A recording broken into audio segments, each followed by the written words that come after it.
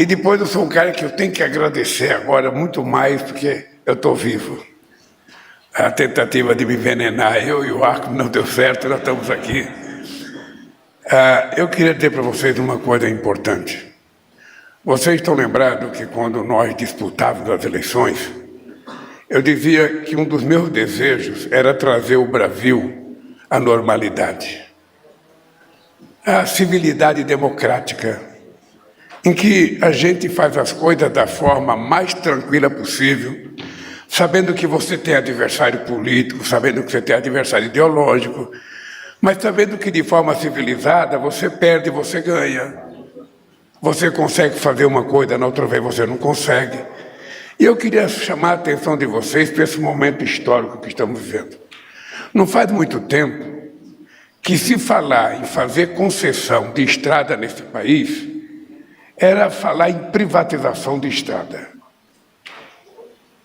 Era uma coisa maluca. Nós em São Paulo sofríamos menos, porque São Paulo tinha estrada privatizada desde os anos 70, portanto, a gente não sofria muito. Mas em qualquer outro estado do Brasil que falasse em fazer concessão, era movimentos e movimentos contra a privatização das estradas. E por que era assim? Era porque, na verdade, os governadores não queriam fazer concessão de estrada apenas para melhorar o transporte para as pessoas. É que eles queriam fazer uma outorga muito alta e não levavam em conta que a outorga seria colocada no preço do pedágio. E aí o pedágio ficava muito caro e o povo ficava muito contra as outorgas, sabe? E aí nós começamos a mudar isso, ou seja, para que você quer fazer concessão? Você quer fazer concessão não é para o Estado adquirir dinheiro para investir em outra obra. Você quer fazer concessão para que o beneficiário da concessão seja o usuário da estrada, da ferrovia ou de qualquer outra coisa.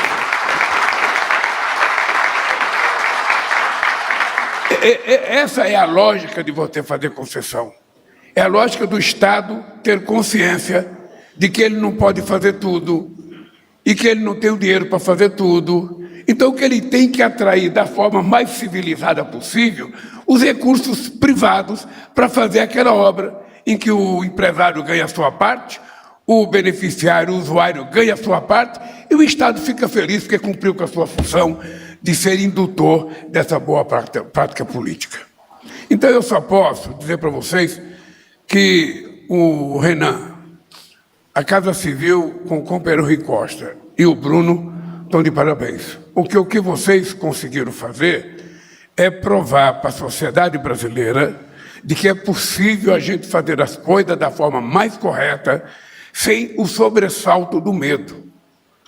Quem vive no governo federal sabe que muitas vezes uma obra para no gerente da Caixa Econômica Federal, para no gerente do Banco do Brasil, para no gerente de segundo escalão do BNDES e para em qualquer outro lugar, porque as pessoas ficaram com medo de dar autorização ou de assinar um cheque.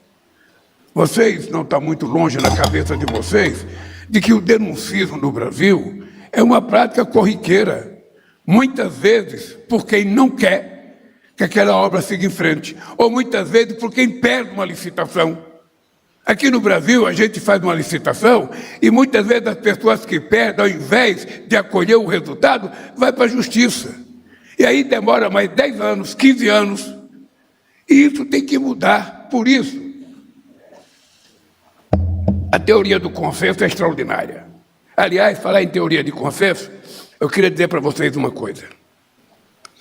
Nesse final de semana, no G20, havia 3 reuniões em que o G20 não aprovava documento, porque não tinha consenso. E nós conseguimos juntar. Na mesma mesa, vocês viram pela foto que estava todo mundo perto de mim, Biden representando os Estados Unidos, o primeiro-ministro Modi representando a Índia, o Xi Jinping representando a China, o Olavo Scholz representando a Alemanha, o Macron representando a França, a pessoa Meloni representando a Itália, muita gente que não se dá bem. E pela primeira vez na história desse país, a gente colocou os problemas da sociedade, aquela que é tratada como invisível, porque ninguém lembra de quem está com fome, a não ser na época da eleição. nós conseguimos pautar esse assunto. Esse assunto foi para a pauta para que a gente discutisse entre os governos mais importantes do mundo a questão da fome e da pobreza. Afinal de contas, são 733 milhões de pessoas que vão dormir toda noite sem ter o que comer. E nós conseguimos pautar.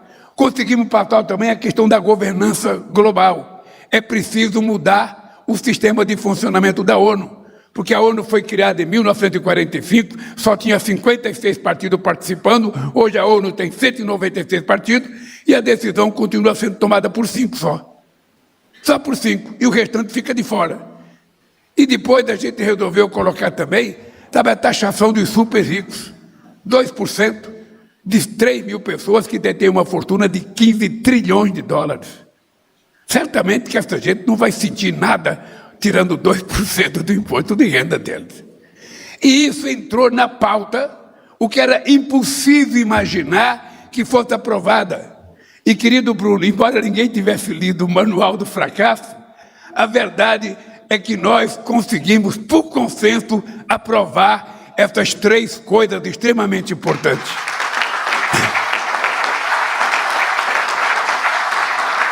Graças à credibilidade do Brasil e graças à habilidade dos nossos companheiros do Itamaraty, que negociaram com muita perfeição. E quando eu sou chamado para participar de um ato que vem discutir a questão da habilidade da construção do consenso no Tribunal de Contas, eu só posso dizer para vocês que nós atingimos aquilo que a gente queria atingir, de trazer o Brasil de volta à normalidade, à civilidade, em apenas 1 ano e 9 meses de governo. Porque isso é um feito extraordinário. O Tribunal de Contas se apresentar para a sociedade brasileira não como vilão perseguidor de prefeitos, de governadores ou de presidente da República. Mas o Tribunal de Contas se apresenta como uma instituição de fiscalização que quer encontrar solução, não quer criar problema.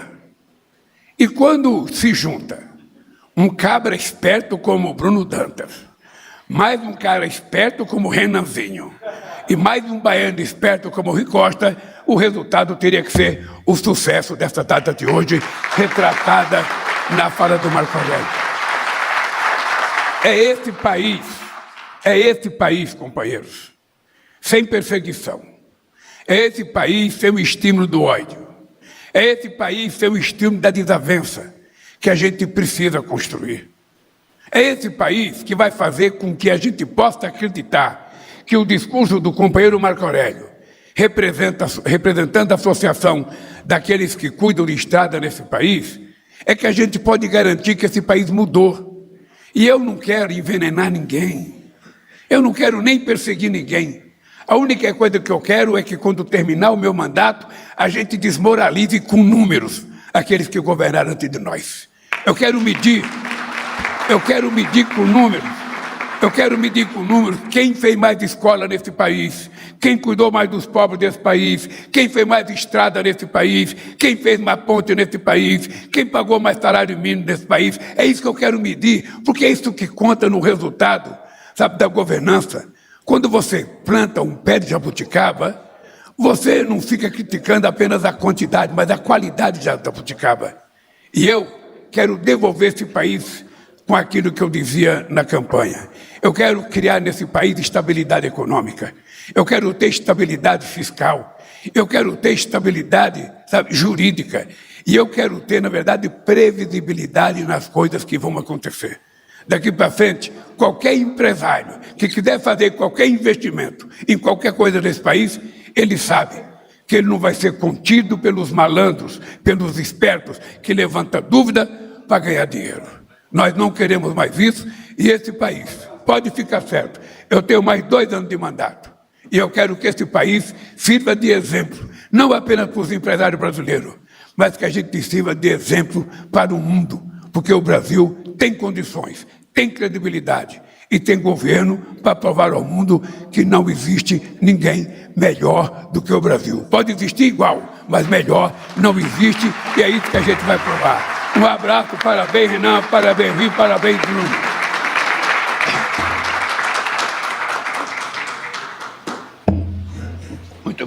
discurso.